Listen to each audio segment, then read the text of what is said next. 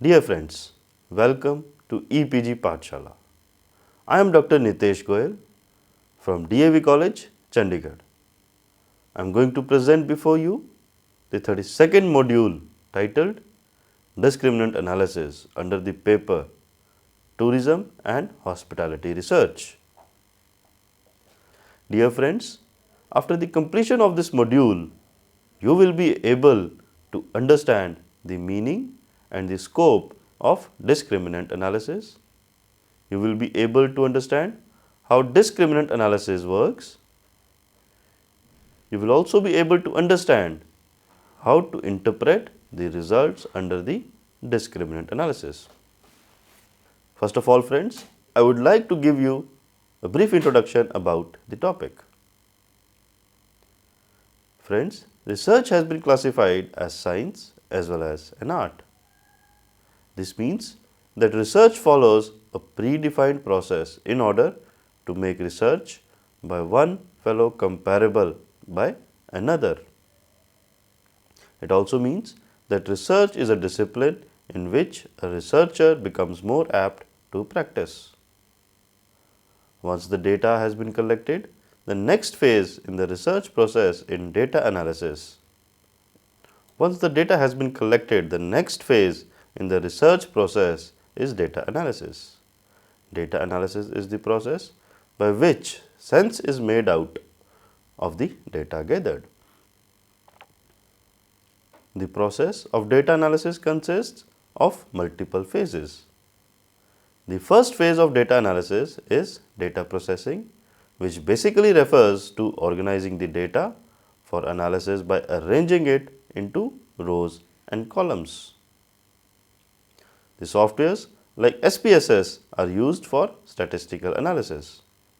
Therefore, in our case, data processing refers to inputting the data into software specific format. Therefore, data processing refers to structuring the data so that it can lend itself to analysis in better manner.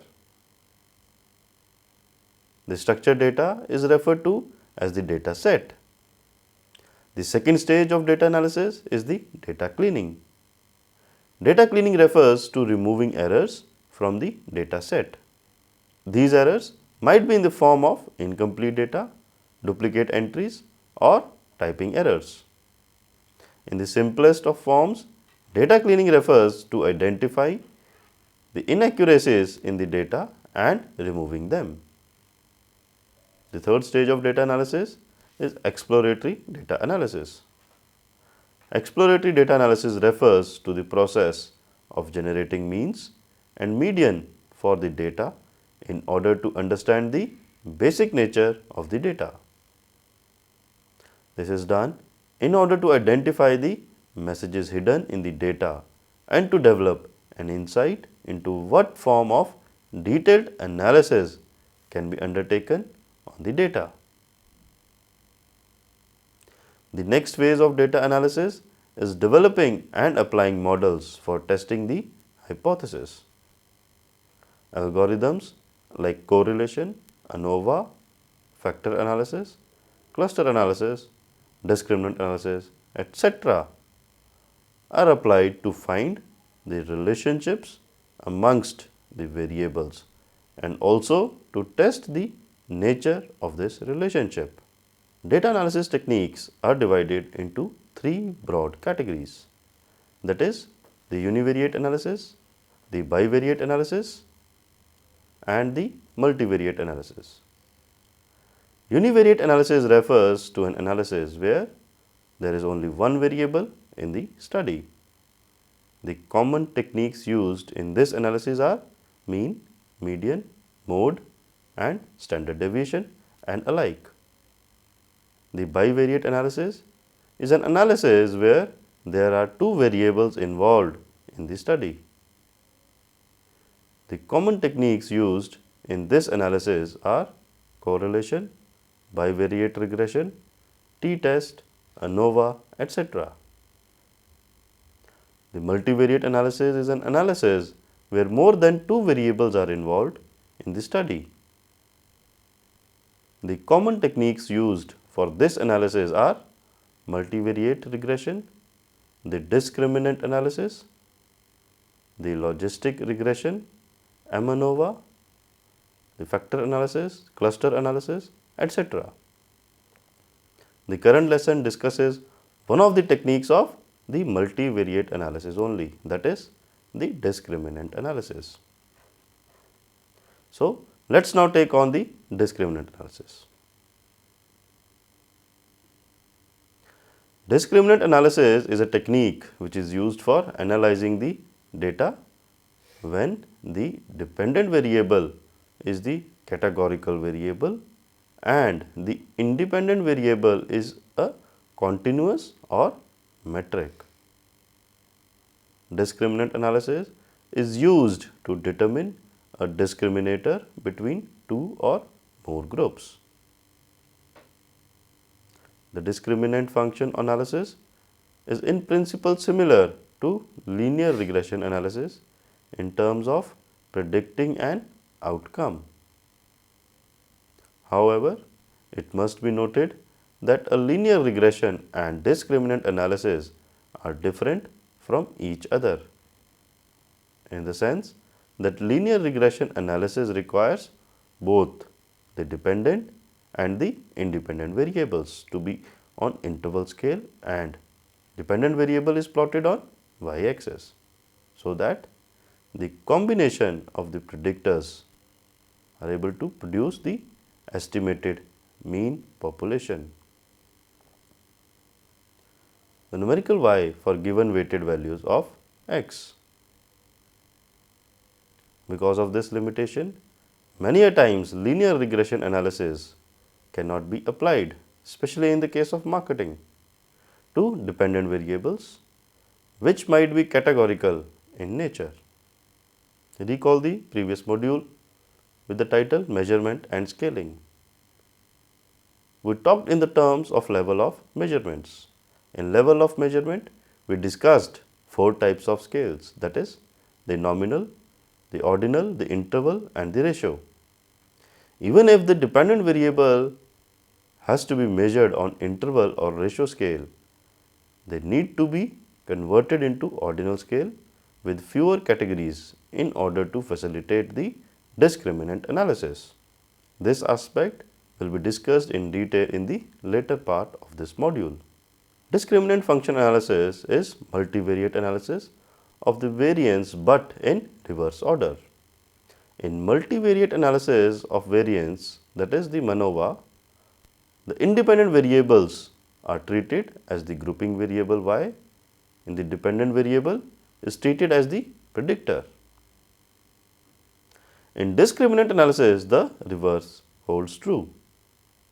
In discriminant analysis, the independent variables are treated as predictors and the dependent variable is treated as the grouping variable. It is because of this differentiation that discriminant analysis is usually used to predict group membership of the cases. Now, let us take on the uses of discriminant analysis. Discriminant analysis is a technique which can be used in the different circumstances or the purposes as follows. First, the discriminant analysis is used by a researcher to understand and investigate differences between groups on the basis of a variable. The fundamental objective of this investigation is to understand which attributes of the variable contribute to explaining the group separation or difference in behavior. It is not that this technique, that canonical discrimination function, can be used to identify which variables and attributes contribute to group separation or act as the discriminator.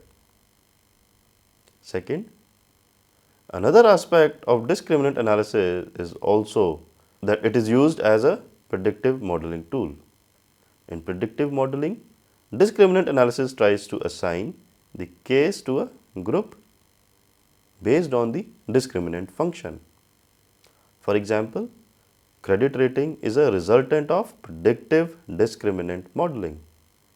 In basic terms, the discriminant analysis function uses the person scores in terms of the predictor variables to predict the group to which a particular case might belong to. The third use can be discriminant analysis is also used to classify the cases into groups. Fourthly, discriminant analysis can also be used to test a theory. Now, having taken on the uses, let's take the assumptions of the discriminant analysis. Discriminant analysis and its related procedures are based on same set of assumptions as multiple regression and very much similar to cluster analysis. First, group-wise sample size. One of the basic procedures of discriminant analysis is to divide the cases into groups. Therefore, adequate sample size in both the groups is very important before discriminant analysis can be undertaken. Unequal sample size in the groups is acceptable. However, the smallest sample size in particular group should be around minimum 2 for 4 to 5 predictive variables. However, it is important to note here that it is not a rule of thumb and adequate review of literature should be undertaken before deciding upon adequate sample size. Another assumption is no outliers. One of the basic assumptions of discriminant analysis is that the data set does not have any outliers. Next, the linear relationships. The third assumption of discriminant analysis is that the variables should have a linear relationship. Discriminant analysis as a tool is study of correlation between the variables. Therefore, if there is no linear relationship, discriminant analysis cannot work. Another assumption is related to the interval data. Another important assumption for discriminant analysis is that the data must be collected at least on interval scale. Discriminant analysis cannot be applied on nominal or an ordinal scale. Another assumption, lack of high multicollinearity. It is important that in discriminant analysis, the data set does not exhibit any multicollinearity. Multicollinearity refers to the tendency of a variable to be significantly correlated with multiple variables under study. Another assumption pertains to normality for purposes of significance testing. As discussed above, factor analysis is one of the parametric techniques of analysis. Therefore, the assumption of normality is important for discriminant analysis as well. Now, we take on the process of discriminant analysis. The steps involved in discriminant analysis consists of 5 basic steps, that is, formulation of the problem, estimation, determination of significance, interpretation, and validation of the results. It is important to note here that validity of discriminant analysis is an important step. However, there are certain cases with exceptions for following the steps have been seen. The first, formulate the problem.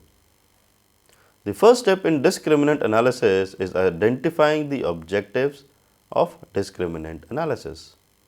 It is very important for a researcher to understand why they want to undertake discriminant analysis. It does this understanding of why, which will determine the grouping variable. A wrong grouping variable can greatly influence the discriminant analysis. In many cases, the grouping number is determined from cluster analysis. It is also important that the grouping variable should be categorical in nature. The researcher should understand that the grouping variable should categorize the cases into distinct groups with as minimum overlapping as possible. Higher is the overlapping, less accurate would be the results of the discriminant analysis. Therefore, a researcher needs to make sure that whatever variable has been chosen to group the variables should have a limited number of categories, that is, fewer the better, and the categories should be mutually exclusive on independent variables. Second, estimate the discriminant function coefficients. Once a researcher has formulated the problem and identified the grouping variable, the next step to discriminant analysis is estimating the discriminant function coefficient. There are two broad approaches to this particular step. First, the direct method. In this particular method, all the independent variables are included simultaneously in order to generate the discriminant function coefficient. The B, stepwise discriminant analysis. In this particular method, the predictor variables are entered into the discriminant function coefficient calculations one by one and not collectively. Third, determining the significance of the discriminant function. The number of discriminant functions is n minus 1, where n is equal to number of groups in the grouping variable. Therefore, if the grouping variable is gender and has two groups, that is, one being males and two being females, then the number of functions generated would be 2 minus 1, that is 1.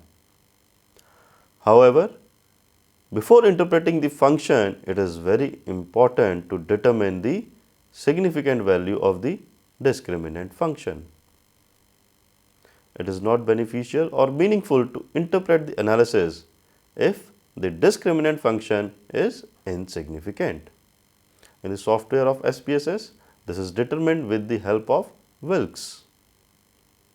Now, recall that if the significance value is less than 0.05, accept the alternate hypothesis, and the reverse, we accept the null hypothesis. In case of Wilks, the null hypothesis is that the means of all discriminant function in all groups are equal. The fourth point, interpret the results. The last step in discriminant analysis is interpretation of the discriminant coefficients and generating of discriminant function. The interpretation of the discriminant coefficient is similar to that of linear regression analysis. Fifth, validate the results. Now, we take on discriminant analysis as the model. Mathematically, discriminant analysis is very similar to multiple regression analysis. The discriminant analysis model involves linear combinations of the following form,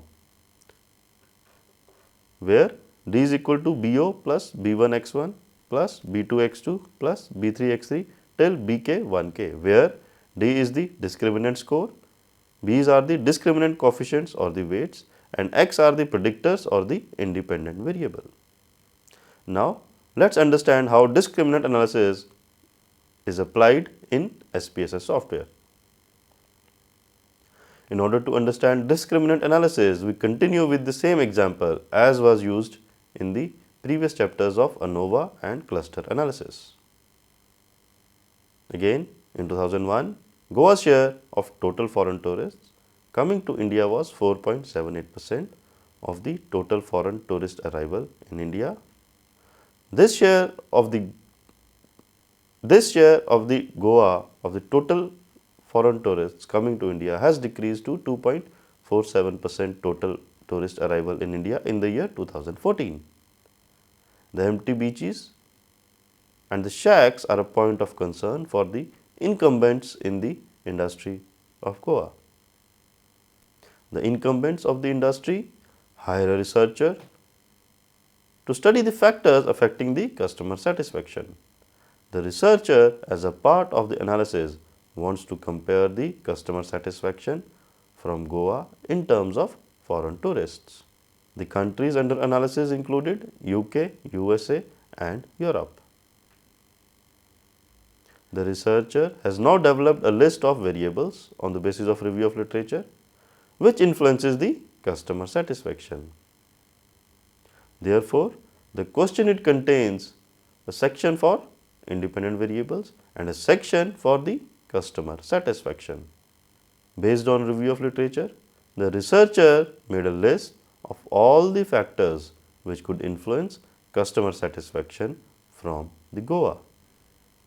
These variables included the holiday experience, perception about the heritage, tour experience, the accommodation facilities, the food experience, safety and hygiene dimensions, cleanliness on the beaches, and overall nightlife and local information. In all, 13 variables were chosen for the study. In order to help the researcher, the data analysis and to understand the nature of the data, factor analysis was applied on these 13 variables. However, the researcher's analysis of independent variables would be incomplete if he does not understand the levels of customer satisfaction.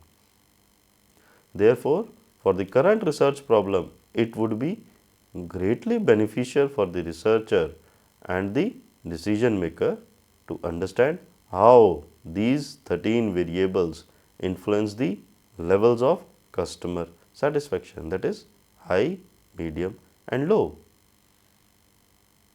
There are two ways of achieving this objective.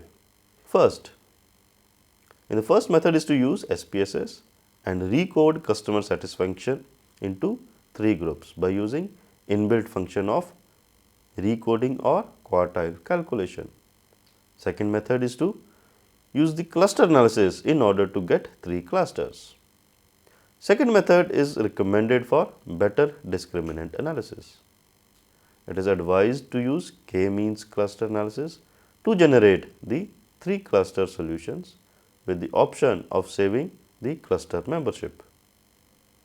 By saving this cluster membership, we would be able to generate it in our SPSS sheet on an additional column, which may be named as QCL1. This column would contain the cluster membership of a case. This can be used as the basis for grouping variables. The step 1. Now let us take on the different steps for conducting this tool in SPSS. First, select analyze, then classify and then come on to the discriminant analysis. In the resulting pop-up menu, move the grouping variables, that is the cluster membership. It is important to recall that our grouping variable is customer satisfaction. However, the data for customer satisfaction was collected on 5-point Likert scales. K-means cluster analysis was used in order to collapse the customer satisfaction into 3 groups.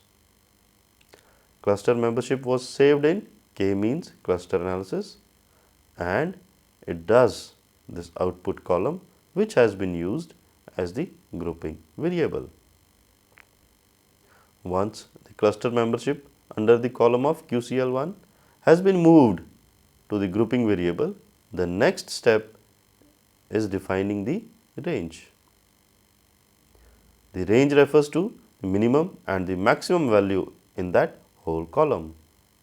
In our particular case, because there are 3 clusters, the minimum value is 1 and the maximum value is 3. This can be done by clicking on the Defined Range button. After defining the range, all the 3 variables on which the analysis has to be done need to be moved to the categories of the independent. The independent variables are also known as the discriminators in the discriminant analysis. It is these discriminators which are grouped together by the discriminant analysis to give discriminant function. It is important to note here that because the output of 13 variables can be a little complex to comprehend and interpret. Many a times what you input your values are mean scores for the factors which have been computed on these 13 variables using factor analysis. Therefore, it would not be wrong to state that discriminant analysis is usually undertaken after factor and the cluster analysis. The third step will be, in order to test the assumption of discriminant analysis, click on the statistics and in the next pop-up menu, choose the option of box M, function, coefficients, features, within groups, correlation and total covariance. Then press continue. Then further go to classify, then click compute from the group sizes. This option is chosen because discriminant analysis is little sensitive to group size. It is better to apply the descriptive statistics and understand the sample size in each group before choosing an option of all the groups equal. Press continue and then OK. Then comes the first table. The first table in the output sheet is the descriptive table. The table indicates that total 101 responses were collected from the field. Out of these 101 responses, there were 0 missing values. That means everybody responded and therefore all of them were included in the analysis. Next, skipping the second output table, which is simply the group statistics and can easily be avoided. The table indicates the total number of cases in each of the groups. But the next important output sheet is the log determinants table and boxes M table as on your screen. We interpret the log determinants table only when the test results for boxes M is insignificant. That is, we have to accept the null hypothesis and there is equal population covariance. The p-value is accepting the null hypothesis and therefore the data set is adequate for discriminant analysis. Though we do not need to interpret the log determinants table, the interpretation of the table is that if there is significant difference in the log determinant value of the three groups, then the determinant analysis can be undertaken if the data set fails the boxes M tests. The next table in the output sheet is the eigenvalues and the Wilks lambda table. These tables indicate that first of all, the larger the eigenvalue, the more of the variance in the dependent variable is explained by that function. B. Dependent has three categories. There are two discriminant functions. C. The canonical correlation is the measure of association between the discriminant function and the dependent variable. D. The square of canonical correlation coefficient is the percentage of variance explained in the dependent variable. Therefore, in the above case, function number 1 is significant while function number 2 does not have any impact on the data set. Furthermore, function number 1 explains 83.1% of the variance and therefore is the major function that needs to be interpreted. Next, the most important output table is the structure matrix. The table indicates that there were two functions which were generated for the current example.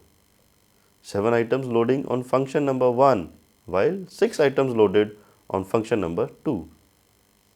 Therefore, as per the analysis, the function 1 which consists of nightlife, food, heritage, beach, information, tour and accommodation facilities are important variables which act as discriminators across the three groups of customer satisfaction. Next, the functions at the group centroids table indicates that for the group number 1, the value for first function was positive, while for the group number 2 in 3, the value for function number 1 was negative. It is important to note here that 1 is equal to customer with high satisfaction, 2 is equal to medium satisfaction and 3 is equal to low satisfaction. Therefore, as the presence of the variable and function number 1 increased the customer satisfaction level also increased. Also, notice that accommodation variable has loaded negatively on the first function, therefore indicating that foreign tourists are not that influenced by the accommodation variable, but rather by rest of the 6 variables in this particular function. Therefore, discriminant analysis helps in identifying the discriminators across the groups. Friends, let's now summarize the discriminant analysis. The discriminant function analysis is one of the most useful and used tools in the marketing research. It is useful for analyzing the data when the dependent variable is categorical and independent variable is an interval scale. Conducting discriminant analysis is a 5-step procedure which has been discussed in this particular module. These steps are formulation of the problem, estimation of the discriminant function coefficients, determination of the significance of discriminant functions, and interpretation and validation of the results. Thank you.